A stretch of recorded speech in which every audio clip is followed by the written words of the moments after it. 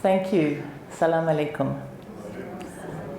I'm so honored and grateful to have been offered this opportunity to meet all of you at this conference, and especially my journey companions. We've been here for a week, and it has certainly been an extraordinary experience, one of those journeys that I will carry within me for the rest of my life, I think.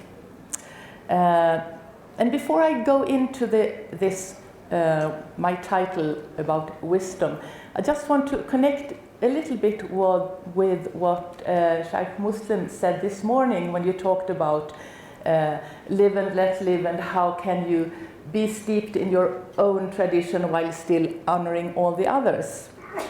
And my dear old Bishop Christer Stendahl, he was Bishop of Stockholm when I was a theology student preparing for ordination. He was my sheikh, maybe. And he was very engaged in interfaith dialogue. And he used to say to us that all the images of the Christian community in the New Testament are minority images. Jesus says to his disciples, "You are the salt of the earth." And Christer Stendahl said, "Well, we don't want the world to be turned into a salt mine, do we?" So I keep thinking of that yes, salt is needed. Salt is needed in cooking, we all know that, but if you get too much salt, there's no redeeming that dish. So maybe all the religious communities are different ingredients, spices in the great casserole of the world. So that's one image of how we can relate and say that we are unique and important, but the others are also unique and important. And I was also very happy to get a chance to reconnect with wisdom, Sofia, Chokmah, as she is called in the biblical tradition.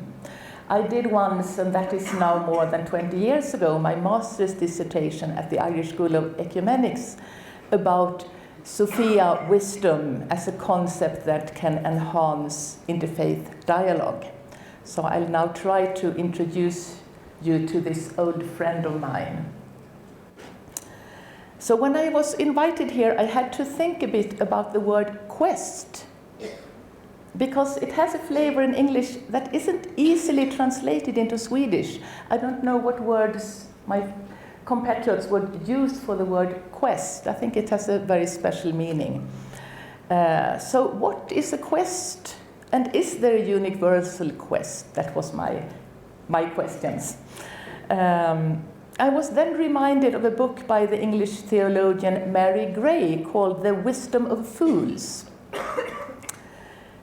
Because that takes its starting point in the classical quest of the Christian tradition, that of Percival. Percival, the innocent boy who needs to find the right question. You know, he goes in search of the Holy Grail, but we can leave that. The point is that he comes and he doesn't really know what question to put and whom to put it to. So Mary Gray reinvents the story of Percival, putting him in the modern world, where he encounters logos, rational thinking, and Sophia, wisdom, which in Gray's terms stands for knowledge that goes beyond rationality. And she uses the word, heard Sheikh Fadlallah talk a lot about connections, and also Aliyah here he talked about connection. So she calls wisdom connected knowledge. So what is the question Percival must ask, and who of these two, Logos and Sophia, can provide him with the right answer? So through Mary Gray's book, I was led to talk about wisdom today. Because as you might have guessed, according to Mary Gray, Percival should follow the path of Sophia. Logos, the individualistic, materialistic, male-defined rationality, is the predominant myth of European culture. And even though it in many ways has served us well, we shouldn't deny that. I don't say that we don't need rational thinking. And I don't say that men think rationally and women more emotionally or whatever. We need both, but this is the way we have mythologized these ideas. So the myth of Logos now needs to be challenged by the myth of connectedness and interdependence, and the experiential embodied kind of knowledge that has been transmitted among and between women and not been recorded in the scriptures. The Wisdom of Fools was written in 1993, and I think that 25 years later, in the era of climate crisis, these questions are more relevant than ever. And at this point, I guess I have to explain the terms Logos and Sofia in the Christian tradition a bit. Both are Greek words. Logos means word, and Sofia means wisdom. In arche hento logos, in the beginning was the word, are the opening lines of the Gospel of John. And the word through which God created the world. And John wants to say that Jesus Christ incarnates this creative word. And this term comes from the Jewish philosopher Philo, who used the term logos when he tried to explain Judaism to the Greek world. So logos was a Greek term, and he used that to explain how Judaism thought. And behind logos, there is in the Hebrew Bible, or the Old Testament, the idea of chokmah, which was then translated in Greek into Sofia. And I believe the corresponding Arabic term for chokmah is hikmah. So interestingly enough, all these words has a female gender. And that might just be by chance, but I think we can make something out of it. Who said no?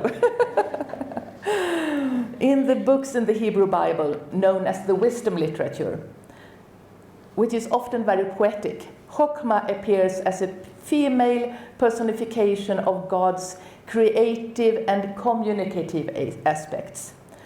And it says that she builds the pillars of the universe.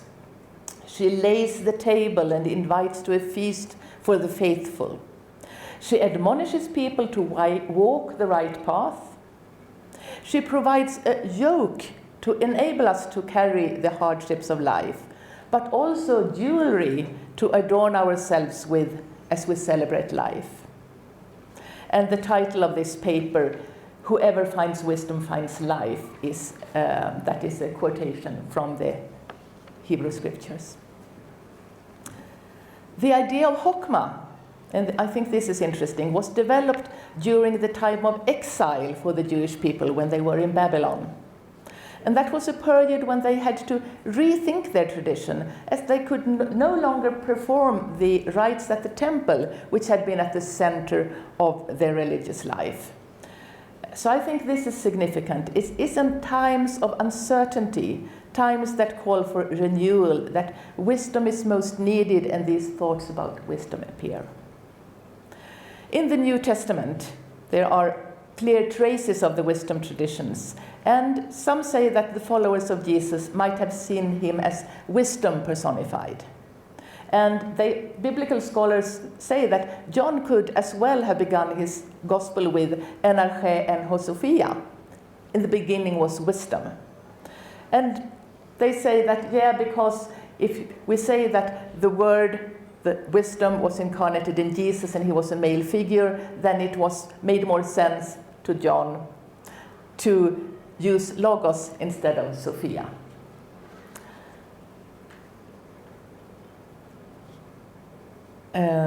So then we can see, and there are many of the sayings of Jesus that they go back to the wisdom literature in the Hebrew Bible. So we can see that there is a connection here.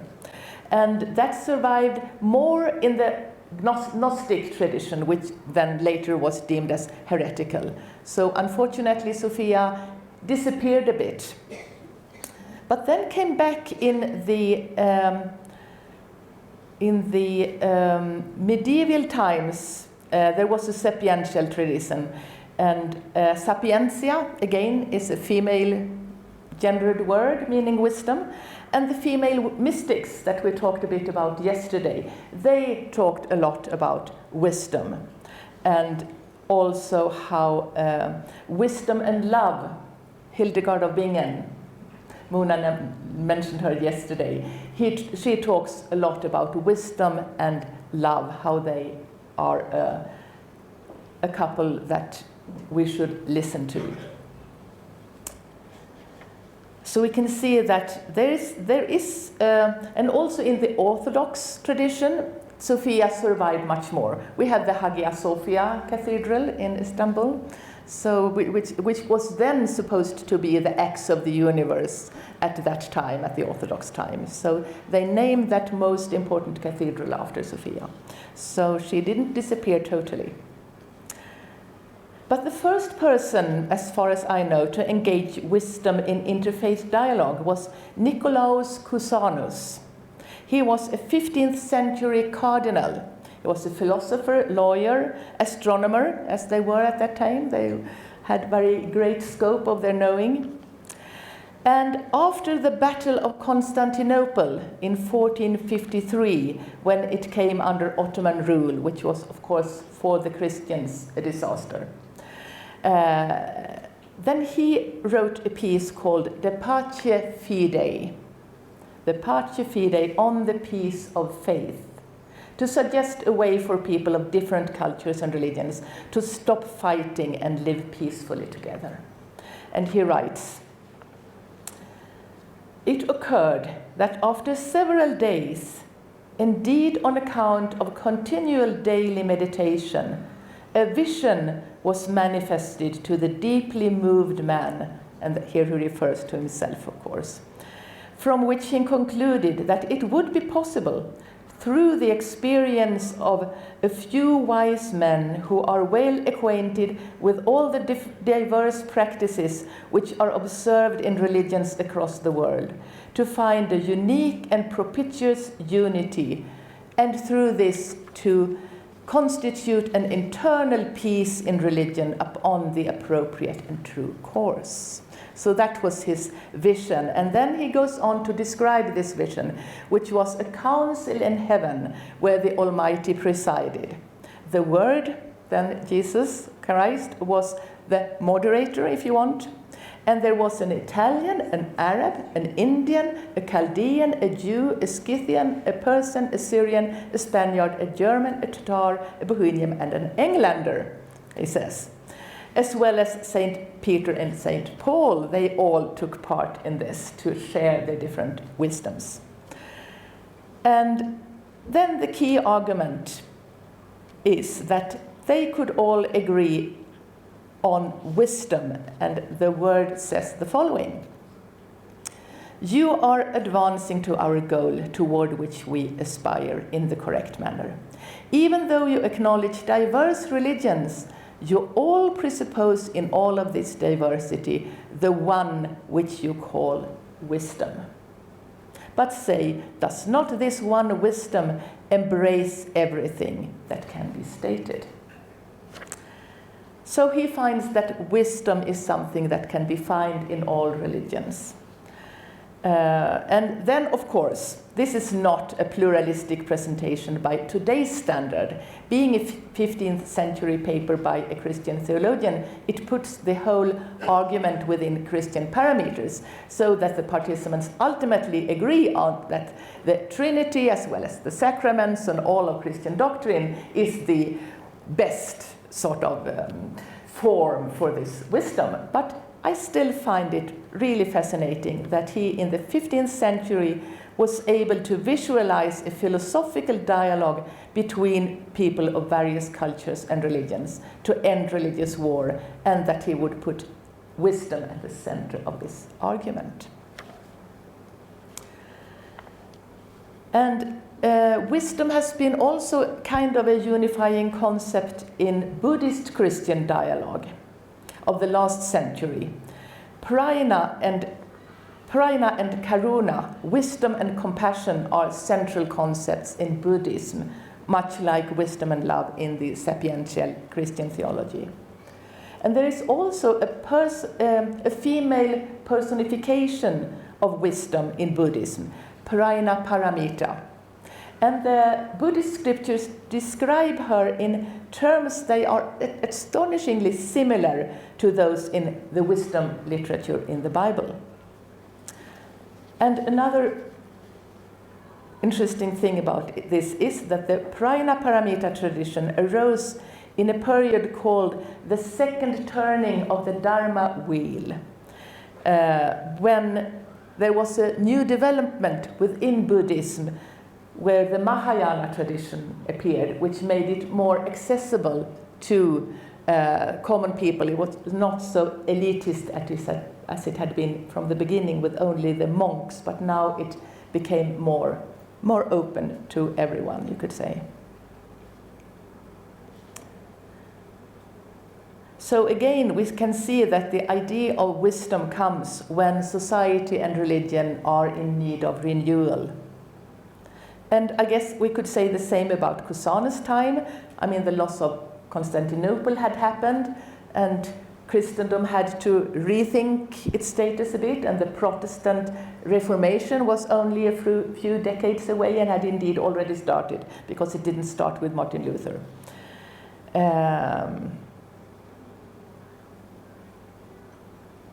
And I guess that there is much to discover in the Islamic wisdom traditions. I think that Al-Hakim is one of the properties of one of the 99 names, isn't it? So you've got that, and we also, I have heard, I don't know if it's correct, that there is a hadith where Muhammad, peace be upon him, said, "Seek wisdom even among the idolaters." And we heard about Ibn al-Arabi writing about wisdom also. So I would be very interested to hear more about all these traditions. And now for our time, we live in times of rapid change, of uncertainty and polarization. But also in an era when Gusanoz's vision of a dialogue between people of different faiths is becoming a reality on earth, not only in heaven.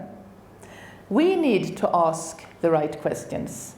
We need to delve into our religious traditions to find the streams of wisdom that come from the same source, but have taken different courses. We need connected knowledge. Whoever finds wisdom finds life. Our quest is for wisdom, but not an eternal disembodied wisdom, but an earthy, relational, communicative wisdom that can spark creativity and help us think new thoughts, which can be made into action. So I think wisdom is maybe what we seek in the quest, but wisdom is also a companion on the quest, one who can help us ask the right questions, who can help us live life fully and understand what our life on earth is about. Thank you.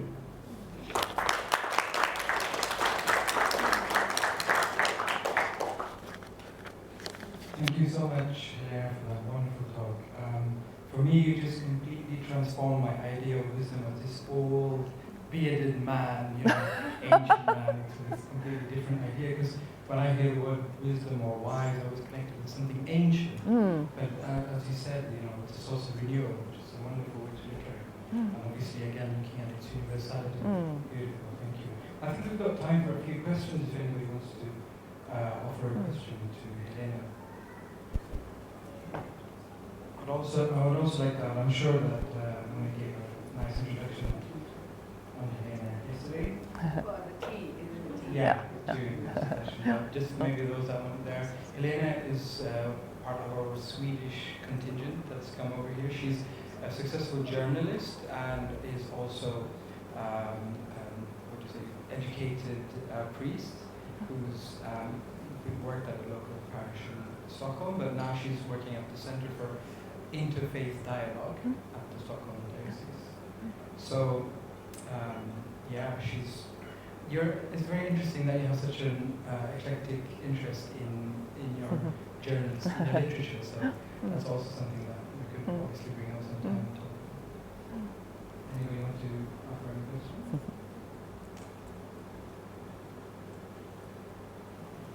Yes? Just 1 second, you're going to get a mic. Yeah. On Martin Luther. Could you ask the question again? Yeah, I mean, yes. I would say that he again, my dear old Bishop Christer Stendahl, when people asked him, oh, should the church be so trendy and be engaged in all this peace and justice matters? That is really, isn't that just trying to be trendy? And then he said, well, you could ask whether Martin Luther was not trendy when he picked up on this trend of questioning the church and talking about justification by faith, because it had started already in the 15th century in many parts of Europe, that people had started to react against Catholic Church, which was at that time quite corrupted and all that. So he wasn't the first, but he was the one who able maybe to gather this movement. That's what I would say. Yeah. Would you say that it was the translation of the Bible into European languages that really triggered it off in a way? Maybe. I mean, that was part of it. That was part of it. I mean, he wanted people to take responsibility, you could say, for their faith, and then they needed to be able to read the Bible for themselves in their own language and not be dependent just upon the priests. So I think there was an urge from the people, both because they saw that there was corruption in the church and they had to pay all these indulgences and all that,